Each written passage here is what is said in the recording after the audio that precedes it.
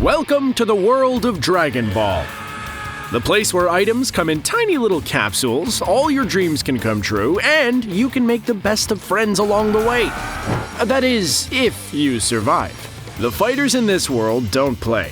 Some are ranked amongst the strongest anime characters of all time, and you don't want to cross their paths, right? Well, too bad. You're here, and they're coming, but don't worry, we've put together the perfect guide. These are 10 of the strongest attacks you should look out for currently in Dragon Ball Super. Alright, what would you do if you were frozen in time forever? Trick question, because besides watching time fly by, there's not much you can do. This is the reality many villains, heroes, or targets face going against the assassin Hit and his ultimate technique, Time Prison. Considered to be an evolved version of Hit's technique Time Skip, Time Prison is an attack that can essentially trap an opponent in a state of suspended animation by sacrificing all the saved time Hit has in his Time Skip reservoir. Should note that this move should work on just about anyone, considering Time Prison was able to hold Jiren for a short period of time.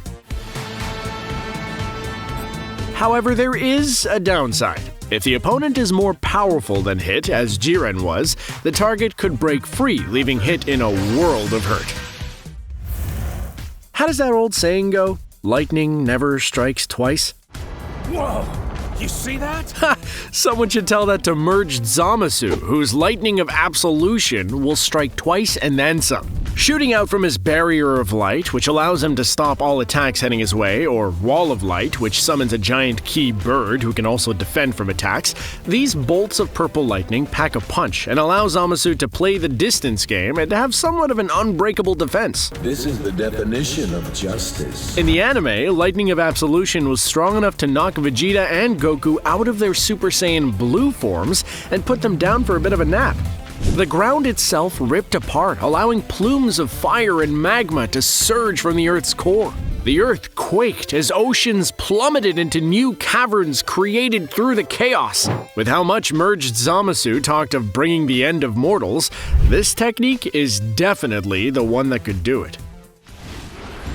Vegeta always seems like he's in a fight to catch up to Goku, whether that be in power, speed, or transformation. However, one thing we can give Vegeta credit for is his ability to create unique Ki Blast attacks, and with his new attack, Gamma Burst Flash, he may have just leveled the playing field.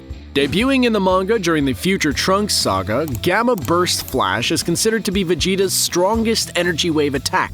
By charging Ki in both of his hands in a similar fashion to his final Flash attack, Vegeta can unleash a blast that can blow away anyone, even those who are significantly stronger than him. This is because Vegeta holds nothing back, as every ounce of energy he has left goes into this blast. It's the clear reason why Trunks told him not to use this move, but when does the Prince of All Saiyans ever listen? Hope. The one word written on Trunks' time machine as he went back in time to save his future. It's how we win. Well, sir, you did it. You saved your future not once, but twice with hope, or shall we say, the Sword of Hope. The Sword of Hope was a technique Trunks created after gathering the energy of every living thing on Earth similar to a spirit bomb. By absorbing this energy, his sword grew in size, becoming a massive blue sword of Ki. With Merged Zamasu's immortality stripped away due to his fusion with Goku Black, Trunks was able to easily slice through the former god with his final Hope Slash attack. It's the power of mortals fighting for each other! Now, it is not 100% clear what conditions are needed to perform this attack. We're not even sure where Trunks learned how to gather energy. All we do know is Trunks was in his Super Saiyan Rage form, so note to self, don't make Trunks angry because his power will rival that of Super Saiyan Rose. Secondly, don't try to cross Trunks when he's fighting for those he loves because Hope will always find a way to light the darkness. Was that too cheesy? Do you want me to go again? Why is the sun moving closer to us? This is not good! Don't fear, because that's not the sun. That's just Beerus's sphere of destruction. Oh, wait.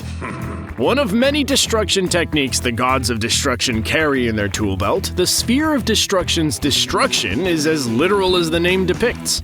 When the attack debuted in the Dragon Ball Super film Battle of Gods, the sun-like ball of energy just coming close enough to the Earth was enough to cause the planet to shudder, wind to pick up speeds that could destroy land masses, and more. Even Goku, enhanced with God Ki and in his Super Saiyan form, couldn't stop this technique.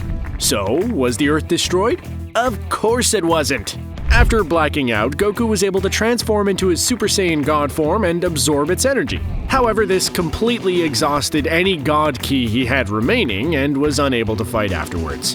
In the anime, Universe 11 Pride Trooper and God of Destruction candidate Toppo is another individual we've seen use the Sphere of Destruction.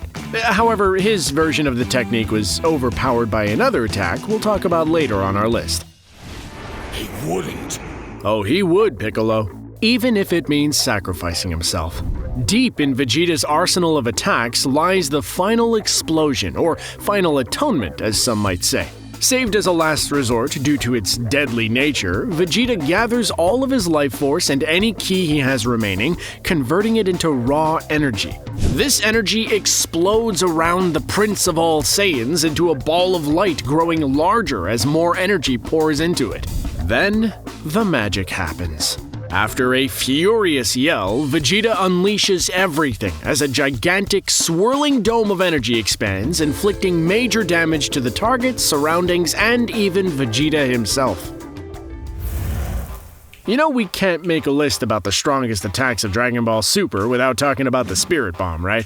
Learned during his time in Otherworld from King Kai, the Spirit Bomb is a technique that allows Goku to gather energy from nearby lifeforms and compress it into a ball of energy ready to come down on anyone who stands in his way.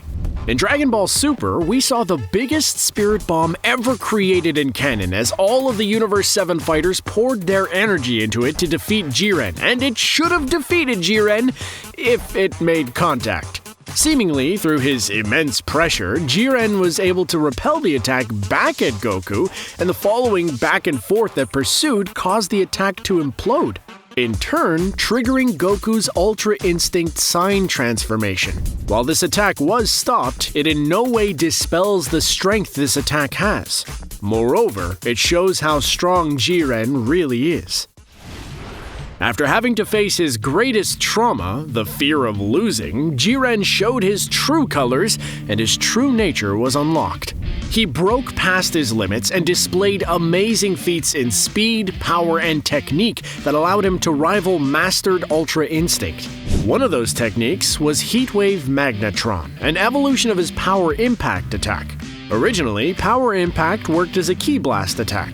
One that can be fired an immense distance, quote, grab its target, end quote, travel as far as the user wills, and then explode at the user's command. The power of Heatwave Magnetron is 1,000 times that or more. Fired almost like a one-handed Kamehameha, this fiery beam of energy overpowered a supreme Kamehameha and apparently put Goku down for the count. You know, because the show went to commercial right after that. Throughout Dragon Ball, we've seen many forms of the Kamehameha wave.